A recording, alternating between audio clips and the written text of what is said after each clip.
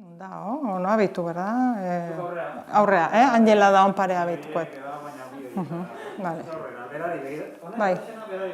Vale.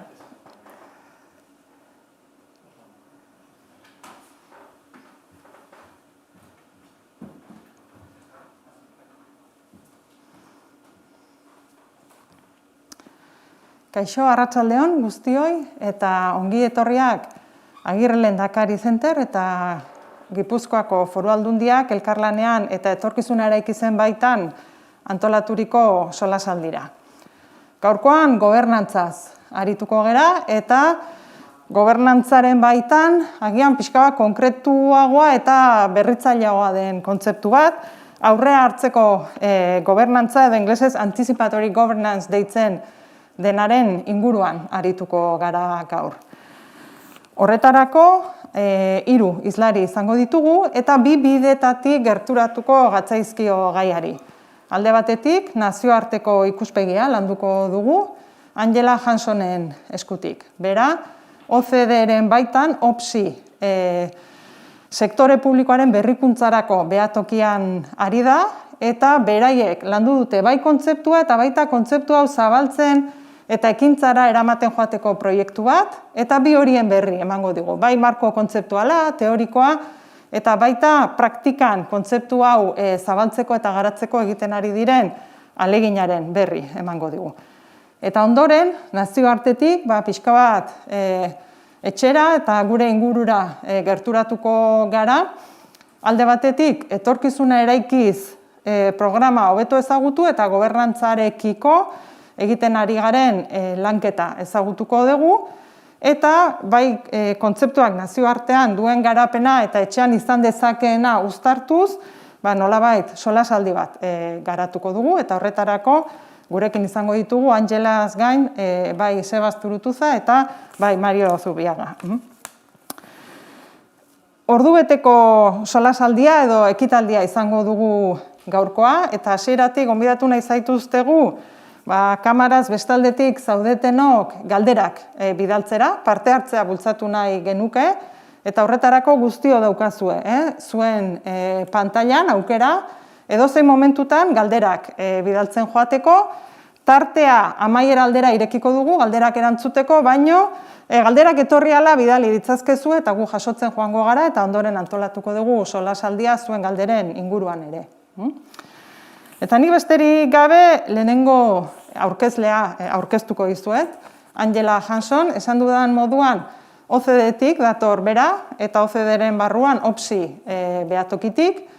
Esperientzia luzea du, bai gobernuetan eta gobernuekin lan eginez, nazioartean, eta horregaitik ikuspegi aberatsa ekarri dezake, baina azpimarratzekoa da baita ere, Gipuzkoa ezagutzen duela, etorkizuna eraikiz ekimena ezagutzen duela, eta Angela lankidetzan ari dela Foru Aldundiarekin ekimen honen baitan. Horregaitik uste dugu uztarketa oso polita egin dezakela, bai nazioarteko ikuspegia eta kontzeptuaren garapena eta gure errealitatearen artean. Eta horregaitik besterik gabe Angela, zurea da hitza, ongi etorri eta eskerrik asko.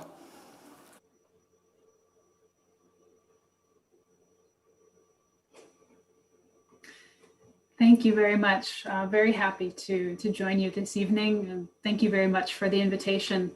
I'm going to be speaking about the work that we're doing at the OECD around this topic more broadly, and then specifically the work going on in Gipuzkoa. So I have a few slides to share with you. So this is a project that has been going on starting earlier this year. So I'm very happy to share a little bit about what we have been up to. So again, my name is Angela Hanson. I'm with the Observatory of Public Sector Innovation, and I'm co-leading the work stream on anticipatory innovation governance, in addition to several other work streams in the observatory. So the observatory is a small group within the OECD that's specifically looking at how governments are taking on new challenges and innovating to meet those challenges. So how are they organizing themselves to do that?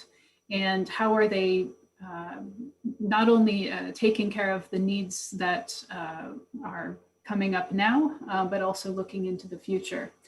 And then we try to normalize some of those tools and methods that some of the front runners in government are showing the rest of the world how to proceed. And very happy in the region, because I think the region has a lot to share with other governments. So I'm going to give an overview on the project globally, and then I will zoom into the work in Gipuzkoa. As context, we define public sector innovation as something that is new to the context. So it doesn't have to be new to the world or be an invention. It has to be implemented in the real world. It cannot just be a plan or a concept, but actually in practice. And it has to have impact on public value. This is the main differentiator between private and public sector innovation. Private sector innovation is largely measured with one metric, but public sector has many different values to balance. And oftentimes innovation is putting a pressure on what is that balance and should it be shifted, which is oftentimes a very political question. We have a model for public sector innovation, and this we found applies to private sector as well, but has been very helpful in analyzing work around the world, and it works so far at many different scales, both within organizations and also at the system level. We look at two dimensions, the level of directedness of innovation. So is it directed from the top or is it more bottom up? And the level of certainty. Are we talking about exploiting known situations and known technologies and known challenges, or exploring more radical contexts? And so between these two dimensions, we have four different, they're almost never distinct and non-overlapping. So we call this facets of innovation. It's not meant to be categorization, because we found that all organizations, and especially public sector organizations, need all four of these. So we have enhancement-oriented innovation on the left. This is the kind of innovation that takes existing systems and services and makes them better, more widespread, easier to access, more efficient. At the top, we have mission-oriented innovation. These are the big bets, the big bold bets. The classic mission is putting a person on the moon, but of course with things like Sustainable Development Goals, we have many other new missions for our generation. Adaptive innovation on the bottom is about getting close to the users, getting close to the issues and challenges at hand, and giving agency and allowing people close to the problem to help find new solutions, and then exploiting those, in some cases turning them into enhancement-oriented innovations. And the one that is systematically invested in government, this is looking out ahead at what's coming next and proactively addressing that, proactively going into that space and testing new innovations that whose needs are not yet even explicitly felt by everybody. So this is also very, in many cases, politically risky type of innovation, which maybe tells us why it hasn't been invested in so much up until now. But of course, this is the type of innovation that is needed most, because most of our challenges are coming from a space of uncertainty and coming from a space of ambiguity and complexity. And that's only going to get more intense in the future. So the premise is that we need a different approach.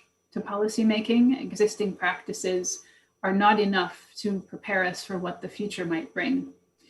And in our work, we found that policy problems today are characterized by diversity, complexity, and a lot of uncertainty. They're quickly evolving. Uncertain problems need a different approach and a different capacity to learn. There have been investments in strategic foresight methods, which are great. They're meant to imagine possible futures, not to ensure any particular future results from that process. That is prediction. And as we've seen, particularly in the last year, our predictions are very often wrong. Resilience is another trend recently in the governance space, which is also good, but can also be too accommodating and more focused on going back to normal after a disruption instead of reimagining what could be next.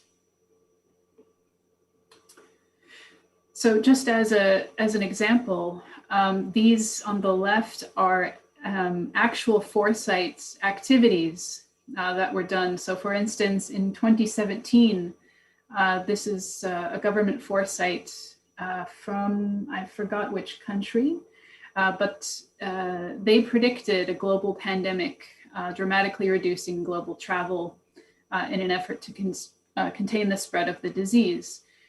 I believe this was in the UK. So they actually did a scenario and they talked about what implications this would have on governance. And then that report was put on a shelf. So it's not enough to say that these things might happen. A lot of these things are actually quite likely to happen. It's just a matter of when. And we see that there's a huge impact gap between this foresight practice, which is about generating knowledge and scenarios, and putting this knowledge into practice and testing what does this actually look like when we see it on the ground. So in short, seeing is not always believing. So you can see that, well, a pandemic is possible, but you may not believe it. And even if you believe it, it does not always lead to action. So this is what we're up against with anticipatory governance. So there's a lot of words here related to anticipation. I'm going to use anticipation as activity. Anticipatory innovation is acting upon that knowledge, doing actual projects, putting things into implementation that have a potential to impact public values. And then anticipatory innovation governance are the structures and mechanisms in place to allow and promote actually this kind of innovation to occur alongside other types of innovation. This type of innovation is hard. Not a lot of established organizations and established practice are very good about integrating this kind of innovation as part of their portfolio, because established practice tends to focus on stakeholder needs. Now, that's not necessarily a bad thing. That's a very good thing. But if you're only focusing on what people are asking for right now, you may miss those opportunities to transform to meet the needs of future generations, future citizens, future customers, future users. And the current activities we engage in have bigger financial portfolios. So in terms of an overall portfolio, they're much, much smaller, these radical projects. So it's very hard to integrate them and normalize them as part of a portfolio of work. And of course, there's a resistance to change. This is human. If you're coming into conflict with established practices, there will be resistance. Even on our innovation team in the observatory, we are also resistant to change. So this is normal. This is human in all organizations. This is what makes it difficult to change an existing paradigm. With the Anticipatory Innovation Governance Project, we're looking at a set of mechanisms, and I will not go into these individually, but these are the ones we're focusing on that take this anticipation and anticipatory innovation and turn it into practice and establish these governance mechanisms to enable anticipatory innovation to happen consistently and sustainably. This is our current project portfolio. So we're working all around the world with the emphasis in Europe and at different levels. Typically in OECD, we're focused on the national level, but with this project, in many of our projects in the OPSI, we actually look at the subnational level as well. Personally, I think that's where the most interesting work is happening. Don't tell my colleagues. So the background on the project, it was initiated in 2019 with a number of project partners. And in 2020, we've been building up an expert network and partnerships, such as with Gipuzkoa, to take this theoretical work into practice and test these governance mechanisms. We will be continuing that testing in 2021 and 2022. And once we have figured everything out, we will publish a final report in 2022 with Gipuzkoa as a case. So specifically in Gipuzkoa, our three roles are to research the case for the OECD case study publication. Our role is to connect to peers that are also working on putting these mechanisms into practice, and being a critical friend and advisor on how to do this transformative effort and get past that resistance to change that I talked about. We have a dream team of collaborators in the region and beyond.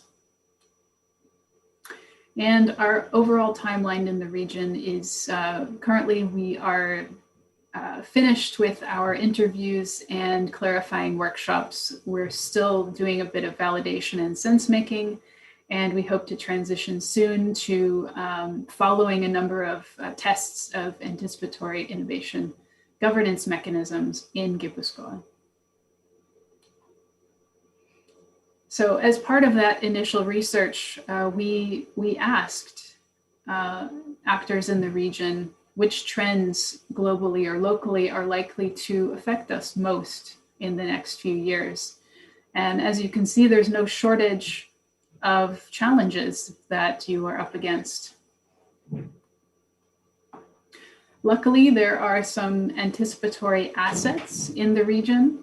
There is a strong legacy of public interest and participation. So listening, networks, and a general expectation of inclusion. So there's also existing networks and partnerships, particularly with industry players in the region. And I would invite you to see the mapping work that Climate Kick has done in the region, showing the extensive networks that the region has to leverage. And of course, that's very valuable for testing these mechanisms with lead users and key players, and will help whatever solution be more inclusive along the way. And of course, you have the awareness raising for building the future, the Etorkizune Eraki's agenda, which is creating that top level permission to try things and do things differently with the future in mind, particularly around challenges such as climate and aging. So that political legitimacy is extremely important in getting anticipatory governance off the ground. And part of the work so far was asking this question for every project or activity is an opportunity to learn about governance, but for what purpose? So we define what do we want to learn from this portfolio of projects and activities and innovation that's happening in the region, and what can it tell us about governance? Where can we understand what's next and how values are changing and how economies are changing based on the work that's happening today? And what does that mean for us, for public sector, and how we govern? We explored what anticipatory experiments looked like. So just some background. So anticipatory experiments are exploring unknowns and unexpressed values or the impacts of uncertain future events. So these are very different from the classic scientific experiments that are about validating known hypotheses. These are much more exploratory, in which the cause and effect relationship is very difficult or impossible to predict directly. The learning about governance is how our work and how are our structures preparing us to deal with shifting values in the community, or preparing the region for uncertain future shocks, or a variety of preferable futures the region wants to see happening.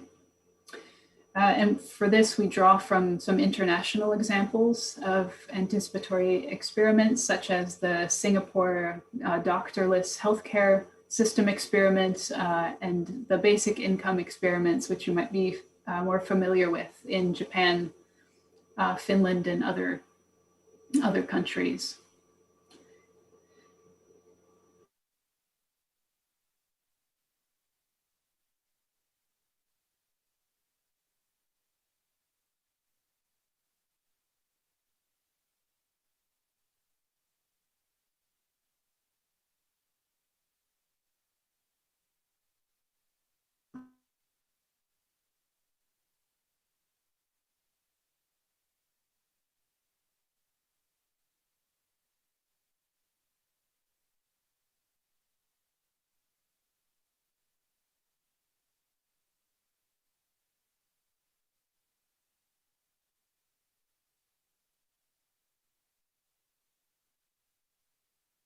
We asked which types of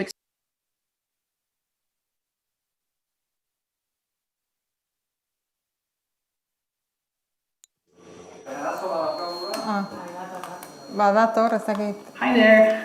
Sorry about that. I was disconnected. I'm getting back to where I was. Very, very sorry about that.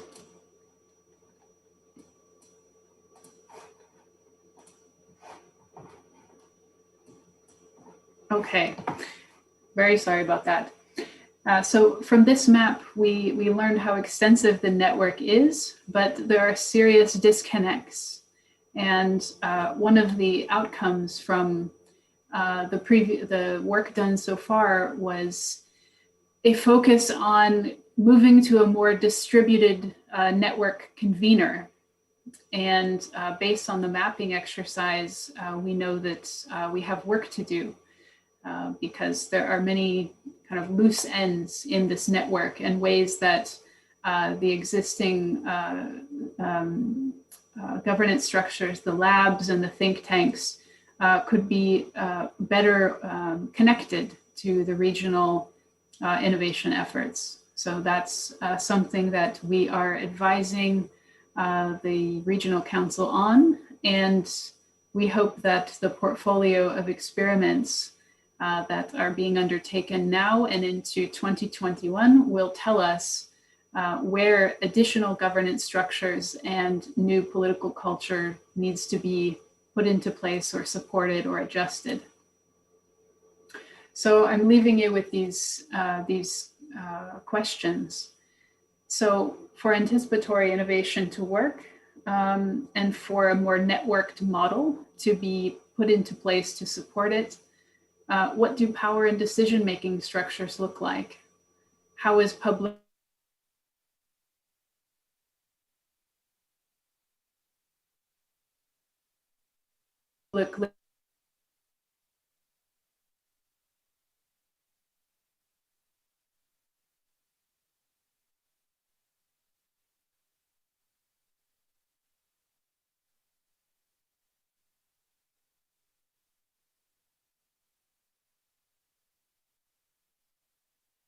So these are ongoing questions that we're working with the Council on, and I look forward to the conversation around this new political culture.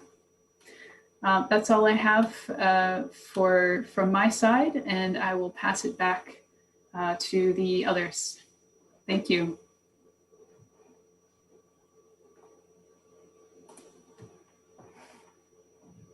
Agurtu aurretik eta solasaldiari sarrera moduan bada hemen zure hausnarketen inguruan sortu zaigun galdera bat eta luzatu nahi genizuke ondoren horrekin nolabait ondorengo hausnarketei zubi bat eraikitzeko. Hemen ari ginenean pentsatzen genu edo galdetu nahi genizun nazioartean duzun esperientzia kontuan izan da eta Gipuzkoan ikusi dezunarekin gauza bat azpimarratu beharko bazenu Gipuzkoan harritu zaituena edo esanguratsua iruditu zaizuna edo hemen gauzak egiteko daukagun modua definitzen duena zer azpimarratuko zenukeen gobernantzaren gai honen inguruan.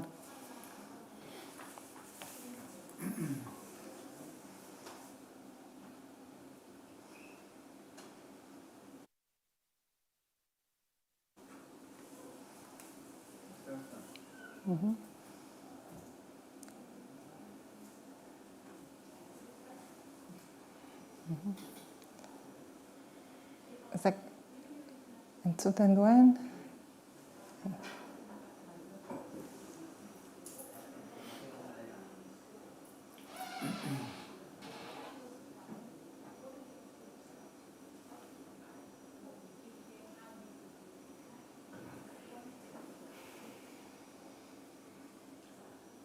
Yeah, I would say that the thing that struck me the most is the expectation of inclusion and cooperation, the extent to which there is an importance placed on listening and including people in decisions. So that's something that I understand is very cultural, but still it was very striking when compared to other government contexts that I work with. That was definitely, it's definitely an asset as well for this work on anticipation, because not one of us knows the solution and not one of us can be part of any be part of implementing any solution alone. So I think that's a great asset for the region and something that stood out to me, the first thing and the thing that still stands out. Mila esker, eta nazioarteko ikuspegitik, Gipuzkoako ikuspegira pasako gera, Angelak azpimarratu duen ideia hau mahai gainean jarriz, eta horretarako beste bi solaskide ditugu orain, mahaiaren inguruan. Alde batetik, Sebas Zurutuza, Gipuzkoako Foru Aldundian kudeaketa estrategiako zuzendari nagusia, eta azken urteetan ahalegin berezia egiten ari dena lurralde honetan lankidetzazko gobernantza bultzatzeko, eta gobernantza honen lanketak ematen dituen lanak, sortzen dituen arazoak, pozak eta emaitzak ere ondo ezagutzen dituena, eta nolabait bere eskutik ezagutuko dugu etorkizuna eraiki zen baitan nola ari den, gai hau lantzen. Eta Maria Zubiaga, Euskal Herriko Unibertsitatean, irakasle eta ikerlaria, eta demokratizazio prozesuetan, parte hartze prozesuetan aditua, eta kontzeptu gainera Gipuzkoaren kasuan ere ikerketaren bidez landu dituena, eta beraz, ikuspegi hori ere gainean jarri nahiko genuke. Eta nik nolabait, hasi aurretik, gonbidapena berriro guztioi, badakizu hor dauzkazuela aukerak, zuen galderak luzatzeko, gu jasotzen joango gera, niri pasako dizkidate eta mahai gainean partekatuko ditugu, beraz, animatu nahi zaituztet, parte hartzaile guztiok zuen galderak luzatzera, amaieran landu ditzagun, eta orain, bioi galdera berdina luzatuko dizuet. Angelari galdetu diogu, hemengo esperientzian ze azpimarratuko lukeen, eta zuek galdetuko dizuet, bere aurkezpenetik eta Gipuzkoaren etorkizunera begira, ze azpimarratzen dezue, ze jasotzen dezue, ze jarri nahiko zenukete mahai gainean hausnarketarako.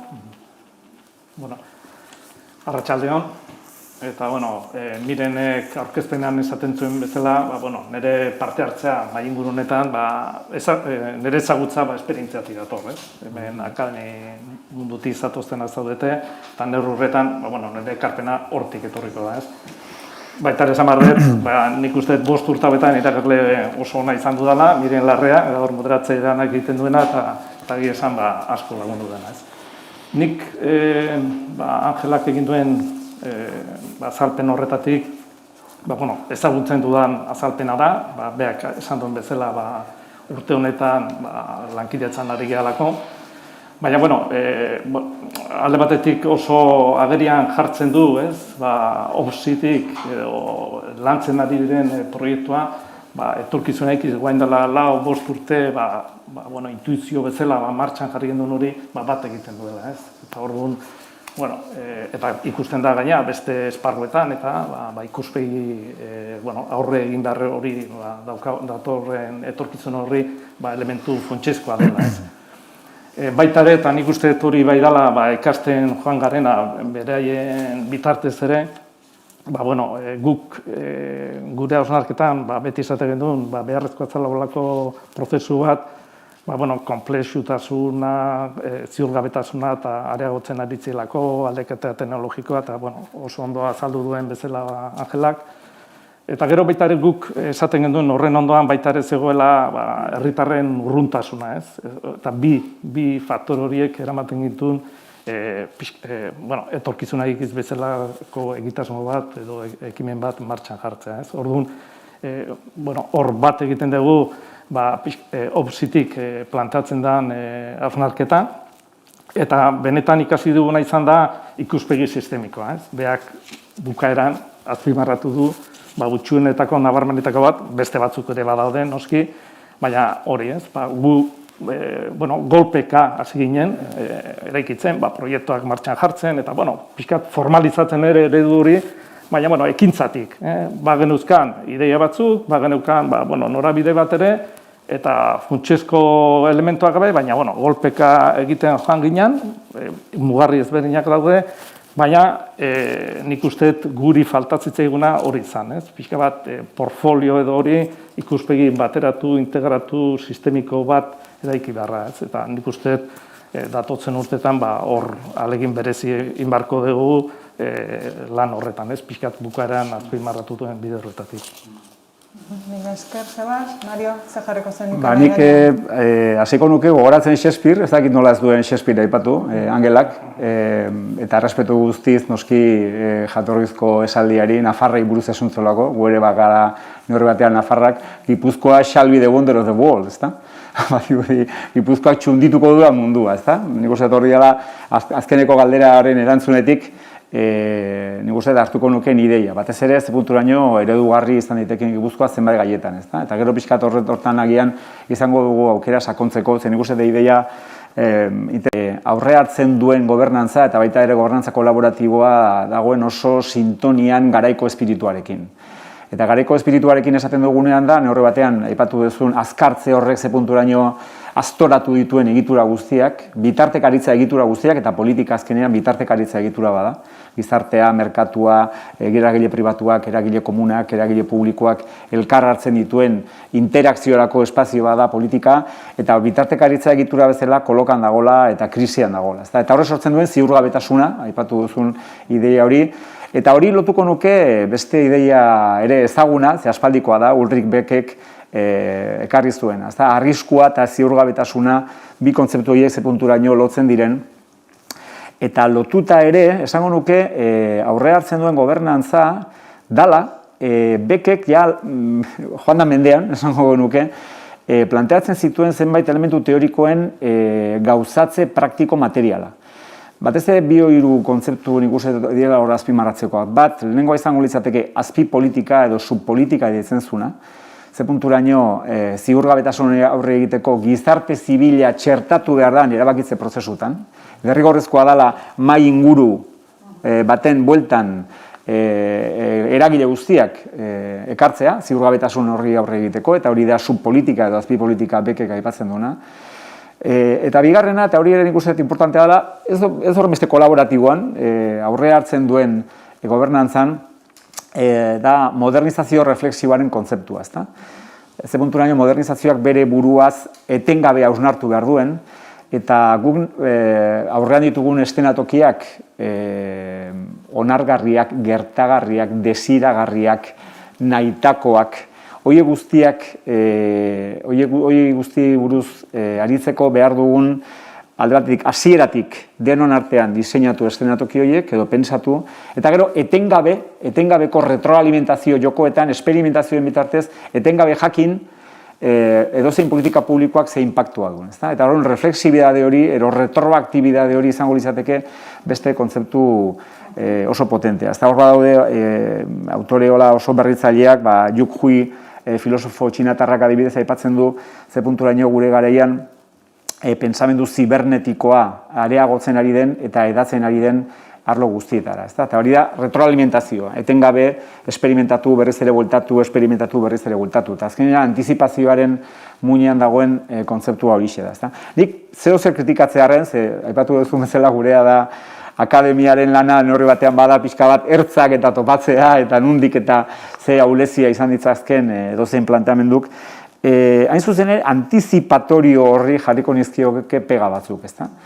Eta neurri batean hori ere gareko espirituarekin bat dator, eta da, ze punturaino ari garen errealidadea algoritmizatzen, datu bilakatzen, eta big data eta datuen andana izugarrien bitartez, pentsatu, posible dugula, gertatuko dana aurreikusi. Posible dugula jakitea zer erosiko dudan datorren astean. Posible dudala jakitea ia persona batek delitu bat komitituko duen egingo duen.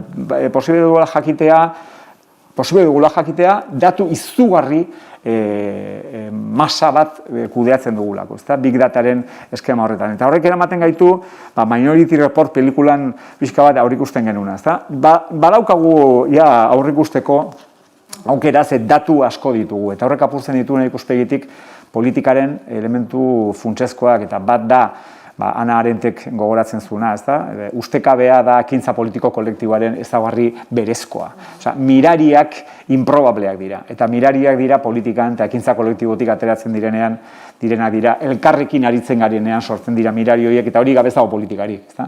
Horregatik, antizipazioa eta politika, kontraesan logiko batean ez dute diran batzutan kokatzen, eta gero betikoa, ustekabea edo antizipatu daiteke lehen komendatzen genuna. Apokalipsia antizipatu daiteke, eta hor dago zisne beltzaren inguruko reflexioi guztiak. Ze punturaino, ez dakit desiragarria dan, edo ze punturaino komenigarria dan, pixkat ikuspegi antizipatorio horretan gehiagi sinistea. Hori edia gehiago, ez da bai da pixkat filosofia politikoari dagozkionak, ez horren beste nolabait gobernantza praktika bati.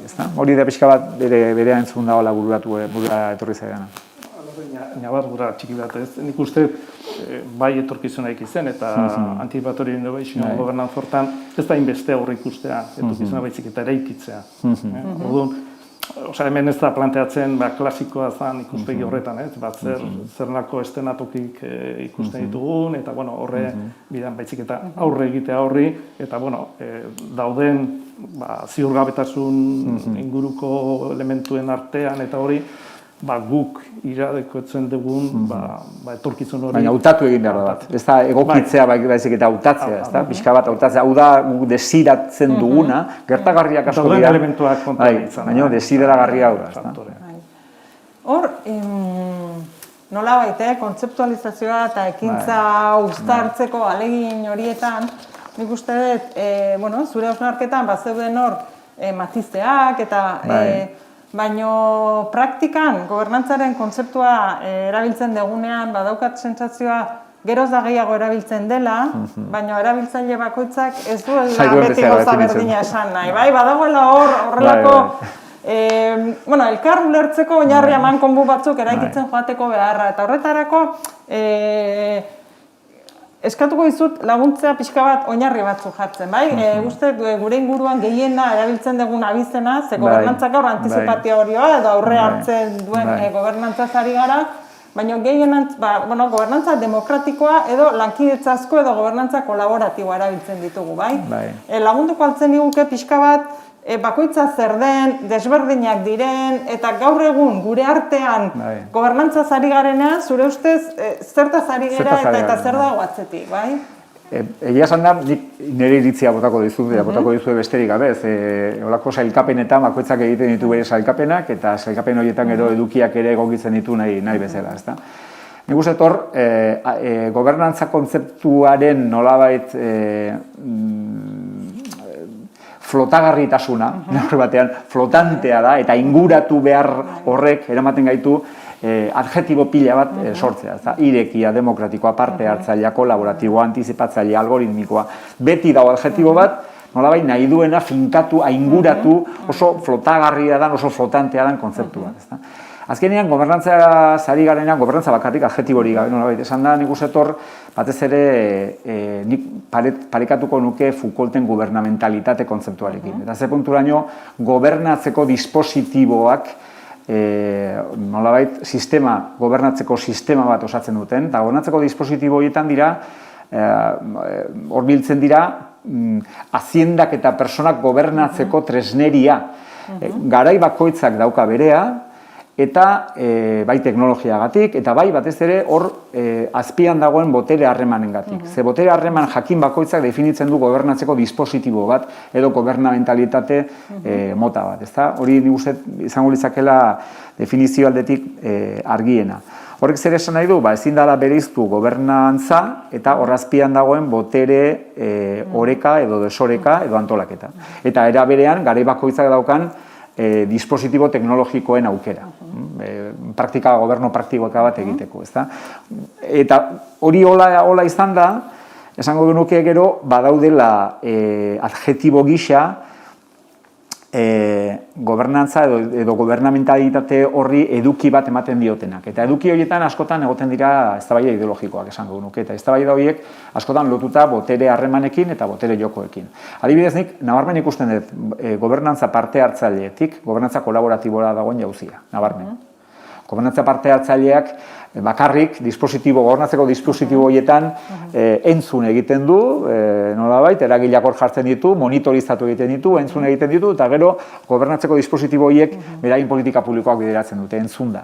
Kolaboratiboak pauso bat suposatzen du argita garbi, hor biltzen dituzunak mai inguru horretan, ez daukate informante posizio hutsa. Horre batean, ari zara, diseinatzen, etorkizuneko eszenatokiak, bideak, ze politika publiko konkretuengo dituzun, eta norbatean modu kolaboratiboan elkarrekin ari gara hori definitzen. Hortaz, jauzi bat badago zentzu hortan. Hala ere, nik esango nuke, oraindik ere, gobernantza kolaboratiboak zentzu batean ahaztu edo gutxietsi egiten dula hor azpian dauden botere harremanen kontua. Eragileak bildu mai baten inguruan, baina mai baten inguruan biltzen direnak ez daude inoiz botere egoera berberean. Eta ez da gauza bera goien eredi berrola biltzea, edo ez da gauza bera ostalaritzako lobia, edo euskal kulturaren lobia, edo hortaz, azkenean bilduta ere denak, hor bakoitza daukan indarra eta boterea ez da parekoa. Eta ez baldin bada desoreka hori ere barneratzen gobernantza ereduan, nik uste hor gabezia demokratiko bat badagoela. Horregatik, gobernantza demokratikoaren dimensio horri nik emango nioke beste urrengo kategoria, nolabait esan da. Hortaz, ez da oraindik bidea agortu. Nik uste badagoela jauzi bat gobernantza demokratikora pasatzeko. Baina, igual gobernantza demokratikoaren inguruan igual txengo dugu, baina, pixkatu izan pixka bat hasiera nola kontzeptualki argitu nahi nuen. Hori da. Eta kontzeptu hauen inguruan, Sebas, etorkizuna eraikizek apustu egin du, gobernantza kolaboratiboa garatzeko, eta, hitzetatik, ekintzetara pasatze horretan, ze azpimarratu nahiko zenuke, ahultasun, zailtasun bezala, zein dira indargunea, zein dira esperientzia positiboak izan dituzuenak. Inportaz bat ez ugal lehenengo galderari. Bueno, pixkat bat etorriz, esaten zuenarekin, eta neurri batean, duda hori, etorkizunek izintankan, galdetu egin genuen. Hirugarreko saioan, erlagarrean, nola ikusten dugu gobernatzeko kolabatiboa, eta saiatu ginen konsensu batetara iriztea. Neurri batean zuk azaldu duzu, eta esaten genuen okerrez banago kultura politiko demokratikoa, demokraziaren garapenean, ordezkapenetik parte hartzera eta parte hartzetik kolaborazioa pasatzea zala edo pixkat bultzatzeko fase bat zala. Eta oinarrian gaina esaten zen, hor zeudela pertsona burujabe eta gizarte zibil bizi bat, oinarrian egon bat zirela. Pixkat hori izan zen, erabili genuen konsensua eta gero hortik aparte basaten genuen kultura politiko berri horren dagokion sistema gobernatza kolaboratiboa zala. Eta horra aipatzen genuen gero, importantea zala gune batzuk, espazio batzuk diseinatu behar genitula, kolaborazio prozesu horiek gauzatzeko, eta lehen Angelak aipatu dituen zenbait kontu, ez? Importantea dela baita ere zer egin behar dugun, ez? Normalen gobernantza nola eta zarriten da, baina, definizio horretan esaten genuen zala, prozesu horiek gauzatu behar ziren, harremantze eredu batzuk eman behar ziren, administrazioa eta eragile ezberdinen artean, agenda politiko berri bat eraikitzeko, ez? Eta hor komplexidadeari aurre egiteko kontuan eduki behar zen, ziurgabetasunari eta etxekoaren eraldaketa martxan jarri behar zela, ez? Pixka bat egin ez zuk eman dezuna, gure taldean, neurri batean, bat egiten duen hor salto badagoela, ez? Eta nik uste importantea da, porque batzutan, ez, parte hartzea helburu bezala plantatu izan da, ez? Eta nik uste parte hartze prozesua dira tresna bat, gobernantza kolaboratiboaren barruan, ez? Askotan, itxu, ez? Sustatzen ditugu prozesu parte hartzaileak, baina benetan nik uste beste pauso bat eman behar da, ez? Pixkat zure galderara, nik uste azpimarratuko nuke diputazioak egin duela saiakera serio bat, lidergo importante batekin, diputatu nagusiak lehenengo aurreko legintzaldi hasieratik esaten zuen zer bezain importantea zala nola egiten genituen, eta horren isla izan zen, etorkizuna ekiz martxan jartzea. Eta zen apostu sendo bat, azken finean, ez delako saltzen duen zerbait. Ez etxe barruan eta ez kanpoan. Ez da ikusten den zerbait, ez? Eta nik uste ausardia punto bat behar dela, horrelako, baliabide dexente, horre jarriz, porque nahiko horreza dalako kritikatzea, horrelako planteamenduk, ez? Eta nire ustez, bada apostu zintzo bat, gutxienez, ez, herritarrekin harremantzeko modu berri bat izan nahi du, o politika egiteko modu berri bat, ez? Eta horrela plantatu izan zen, hasieratik, ez? Eta, hor gero igual denbora aukiko dugu, pixkat zehazteko, ze elementuk osatzen dituen, etorkizuna ekiz ekimenak, ez? Baina, nik behintzat hori azpimarratuko nuke, eta gero igual, detailetan sartu gabe, esango nuke, oztopoak edo eta apostu sendo horretatik, nik uste dut urratsak eman ditugu, eta gaude momentu, mugarri ezberdina pasatu ditugu, eta errealitate nahiko sendo bada, ez? Hobetzeko askorekin, baina nik uste dut hori esango nuke, ez? Eta zailtasunak, Angelak aipatu ditu, ez? Nik uste dagoen kultura politikoa, bai diputazioaren barruan, bai kanpoan, danok ezagutzen duguna, ez? Ez bakarrik gure etxean, baina oso jerarkikoa, eta beraz ez gaude ohituak horrelako prozesuetara. Eta orduan erresistentziak eta asko gertatzen dira, eta zuk sarreran hori aipatzen zenuen ere, naiz eta saiakera asko egin, ez dira xamurrak, eta asko kostatzen diren horietakoak. Orduan, nik uste oso importantea da olako prozesu martxan jartzeko lidergo hori, berretan sinistea bide horrek baduela zerremana, eta gero, ez jarraitzea horretan ez, ematen duen horietan, eta bilatzea ze estrategik, ze elementuk dauden utxune hori aurre egiteko. Baina, nik esango nuke momentu polit batean aurritzen gehala, realitate badalako, etxe barruan ere ulertzen ari den zerbait da, porque ez dago erabat barneratuta, ez da gutxi ere, eta nik uste baita ere, herrigintzan ere, ikusten den zerbait dela, zerbait diferente eta badela, ez? Eta, nik uste hori joan behar du sortzen, konfidantza hori, ez?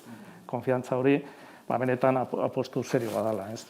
Eta honek, neurri batean, mantendin beharko litzikela denboran, gobernuan alderdi bat egon bestea egon. Horrelako planteamendua, gero oinarrian eta ze forma eta hartzen duen, hori albora utzita, baina bai oinarrian horrelako apostuak, eta hori zainen behar da. Hori zainen behar da, eta gestionatik behar da horrela izateko. Ez dakit erantzun dizu da, baina, igual... Ari horretatik tirakabiontzat galdera bat, nola eragingo lioke eragiten dio era honetako gobernantza batek herri politikei? Zertan dira desberdinan, modu honetara garatzen diren herri politikak, eta zer ikusi nahiko zenukete bide honetatik, edukiko bagenu, nahiko genuken lankidetzasko gobernantza hori, nolakoak lirateke herri politikak? Nik uste hor, Sebasok oso argi utzi duela, pixka zein den proiektu honen unea eta gunea. Gunea Gipuzkoa da, eta gero nahiko nuke tartetxo bat euki zergatik Gipuzkoan eta ez beste leku batzuetan. Eta gero unea, eta unea da oso astapenekoa esango nuke. Nik uste oso proiektu interesgarria dela, eta badala jauzi bat gobernantza ereduetan. Baina lehen esan dudan bezala, ez da amaierako geltokia. Nik uste hor badala, gobernantza demokratikoaren norabidean beste elementu batzuk ere kontuan hartu beharrekoak. Eta da ze punturaino posible dan gobernantza batek gatazkaren dimensioa barneratzea. Batez ere, jakinda, eragileen artean ere planteamendu desberdina daudela, planteamendu alternatiboagoak daudela, batzuk nolabait aldaketa xamurragoak, reformistagoak nolabait esan da planteatzen dituztela sistema jakin batean, sistema sozial, ekonomiko, politiko jakin batean, eta beti egongo dira eragileak alternatiba goitiberakoa planteatzen dituztenak. Eta beti egongo direla hortaz gatazkak, eta gatazka gainera, gobernantza demokratiko batek ez bakarrik toleratu edo onartu baizik eta askotan sustatu eta txalotu beharko lituzke, gatazka da neurri batean demokratizaziorako giltza eta aurrera jotzeko giltza. Zaila da gobernantza eredu batek barneratzea gatazka, eta gatazkaren autua egin duten eragileen posizionamendua gobernantza eredu hortan. Azkenean eragile guztiek baliabideak mugatua dituzte. Eta sindikatu batek balin badaki gai batean botere posizio bat irabazteko mai inguru horretan behar duela mobilizazioa, behar duela ekintza kolektiboa, behar duela protesta, horretara joko du hain zuzen ere mai horretan posizio bat hartzeko. Ze bestela mai hortan bueltan egotea, berak bere posizio egoera ez bali madu sendoa, ez du autu hori hartuko. Horregatik hor nik uste gatazkaren elementu hori txertatzea izango litzateke urrengo jauzia, baina oraindik ere erdibidekoa, kolaboratiboa esango nuke ez dugu errotu, baina ez pensatzen, eta hortik aratago norantza joan beharko nuke benetan izateko the wonder of the world. Zer nik uste hor badaukagula pixka bat gure norabide eta gure misioa zentzu hortan. Ze ekarriko liokeen herri politikari? Neurri batean ikustet, lehen aipatu du Sebasek, ze punturaino dagoen nolabait divergentzia gero eta handiagoa, elite politiko, klase politiko, sistema politikoak, eta gizarte eragileak, gizarte zibila bezala definitzen dugun horren artean. Argi dago legitimidade mailan asko irabaziko lukela gobernantzak bide hori hartuko balu. Eta gero dago hor, eta dago lotuta pixka bat lehen aipatzen honarekin, komunitatearen kontzeptuarekin. Ze punturaino, ze nolako komunitatea nahi dugun. Jakinda ez dugula nahi Gipuzkoako Arkadia zoriontsu bat, hori ere ez da helburua, baina horre batean ez erortzea komunitatearen kontzeptualizazio immunitario batean, banakotara, individualismo instituzionalizatura, bekek esaten duen bezala eramango baituen komunitatea, baizik eta emarian ematean oinarritzen den komunitate bat, ezta? Eta norri batean hori edo elkarrekin egiten da edo bestela ez da lortuko, ezta? Guztet hor badaudela balore aldetik asko irabaziko lukela. Gero noski irabaziko litzateke efikazian, eraginkortasunean, politika publikoak eraginkorrak izango lirateke, ze onartuko lirateke modu errezagoan. Ez da, baina nik uste hor badagoela helburu askoz ere sakonagoa, eta da komunitatea nola ulertzen dugun, modu immunitarioan ulertzen dugun, edo beste modu batean, ezta? Eta holako ereduek nik uste lagundu dezaketela modu txukunean ulertzeko. Eta hor ere, izateko eredu neurri batean.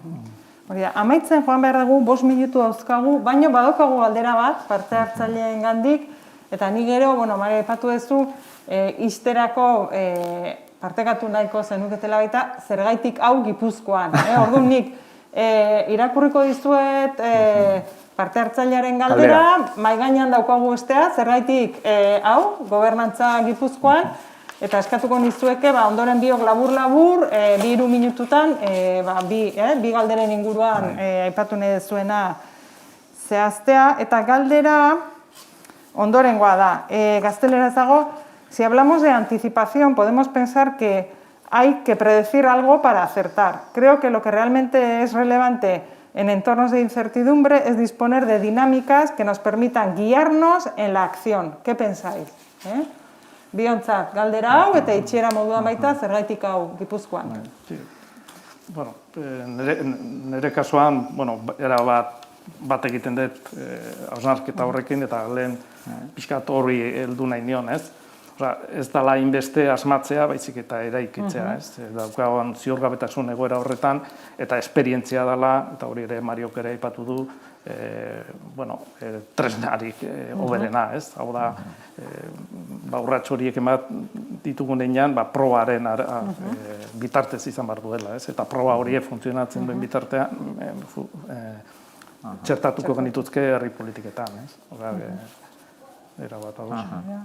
Bai, neurri batean ikuste gauza bera izango litzatekeela, ez da ze punturaino gida den edo besterik gabe, imagina daitezken eszenatoki guztiak imaginatzeak laguntzen duen gero zuk hautatzen duzun hori pixka bat gertuago eukitzeko, ezta? Eta ez bakarrik egokitu kanpotik datozen eragin, indar edo bestelakoetara, baizik eta nik etorkizun hau nahi dut, hauek dira posibleak, baina goaze froga egitea, etengabeko froga egitea, berni nahi dudan hori lortzen dudan, ezta? Nik uste zentzu horretan, antizipazioa nik zentzu horretan ulertzen dut, baina antizipazioa beti lotuta autu batekin. Hor kontua da, autuak azkenean eskatzen dula oso hasieratik agendaren definizioan, benetan elkarrekin egitea agendaren definizio hori. Eta zentzu diran gaiak, eta batez ere gero zentzu diran gaien arteko loturak.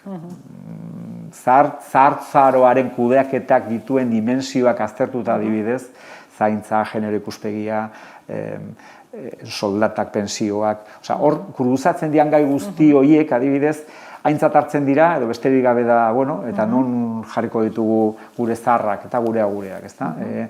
Agendaren definizioa, ze gaiei helduko diogu eta nondik helduko diogu gai horiei, hori uste klabea dela, ezta? Eta labur-labur zergatik, hau guztia Gipuzkoan?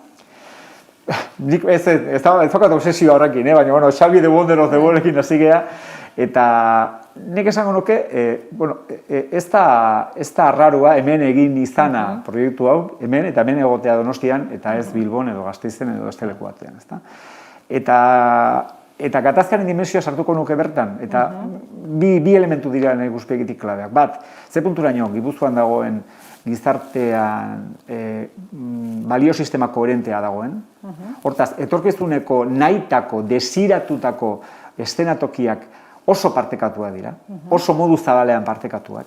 Baina gero, eta hori Gipuzkoan bereziki gertatzen dena da, eszenatoki horietara heltzeko lehentasunezko politika publikoak eta politika publikoien abiaduran alternatiba politikoak daude. Eta gaina, alternatiba politika orekatuak. Eta ni uste gakoa hemen oreka dela. Eta hori da Machiavellok esaten zuen. Aztan finean, checks and balances esaten danean, oreka horrek, eta oreka da besterik gabe politika publikoen lehentasun eta abiaduraren ingurukoa. Ez etorkizuneko helburuen ingurukoa segurunik. Etorkizuneko helburuetan oso balio sistema koherentea daukagu Gipuzkoan, beste leku batzuetan ez da balain koherentea. Baina birtute bezala ikusiko nuke lehentasun eta abiaduraren inguruan alternatiba daude. Eta oreka horrek errezten du azkenean zoru komun bat ezartzen joatea. Eta hor, aipatu Sebasek idea bat oso klabea da hortan, ebitatu zen zuzen ere, Espainian hain tipikoa den logika galdozen garaitik hasita, Cánovasen garaitik hasita, eta da turnismo suntsitzailea. Batek hartzen du gobernua, suntsitu egiten du aurrekoak egindako guztia. Urrengoak hartzen du, suntsitu egiten du aurrekoak egindako guztia. Turnismo hori, turnismo suntsitzaile hori da Espainiako politikaren ezaugarri klasiko bat, eta ez dutena gainditu. Eta ikusten da, azken urteotan, eta ikusten da azken gobernuan, ez dute gainditu. Eta zorionez, Gipuzkoan esako nuke, Euskal Herrian nahiko nuke Euskal Herrian ere horrela izatea, baina gutxinen Gipuzkoan turnismo suntsitzailerik ez dago. Baina turnismoaren aukera egotea, nik uste, badala elementu positibo bat olako planteamenduak aurrera ateratzeko. Sebas, ezagit, nik esango nuke zergatik Gipuzkoan, Mariorekin natorrez, azkenean guk etorkizunek planteatzen dugunean eta diseinatzeko lau printzipio kontuan uki gendun. Bat azan, behar zala lidergo publiko bat, foru aldundiarena, laguntzeko, egonkortasuna emateko, baliabideak emateko, eragileak biltzeko. Bigarrena zan, eta horren txamponaren beste aldea zan, Gipuzkoaren eredua, eta hor beti komunitatearen aktibazioa esango nuke, ez? Hor badagolako tradizio bat, hau da, etorkizuna ikiz diseinatzean hori kontuan eduki behar gendun, eta posible egiten zuen gaina horrelako dinamikak, bat zegoelako zerbait lehendik ere, denon artean eraikitakoa, ez? Eta nik uste hori dela, etorkizuna ikiz planteatzerakoan, printzipio hori kontutan edukitza hori, ez? Eta gero, hirugarren atzan espazioak sortzea eta egokiak kolaborazio hortzeko, eta laugarrena aipatzen dut pixka bat lehen galdetu dezunen eta hemendik ze sortzen den, ez? Eta printzipio laugarren atzan esaten genuen etorkizuna ikizeko ekimen batetik demokrazian sakontzeko baliagarri izan bartzuela, konfiantza, nik uste elementu oso potentea dana, konfiantza areagotzeko lurraldean, eta azkena balio publikoa sortzeko, modu eraginkorrago batean. Azkenean estrategia partekatu badiera, arazoak elkarrekin adostutakoak eta bar, seguru noago eta horrek azkenean eraginkortasun eta balio publiko emateko. Orduan, nik uste Gipuzkoan badare arrazoiak eta horre Angelak eta aztertu dute, Mondragon, eta hor daude zenbait elementu berezia dianak Euskal Herrian, baina bereziki Gipuzkoan. Mila esker, bioi, gozamena izan da, solasean aritza zuekin, eta saioa jarraitu dezuen guztioi ere, mila esker eta hurrengo atera arte.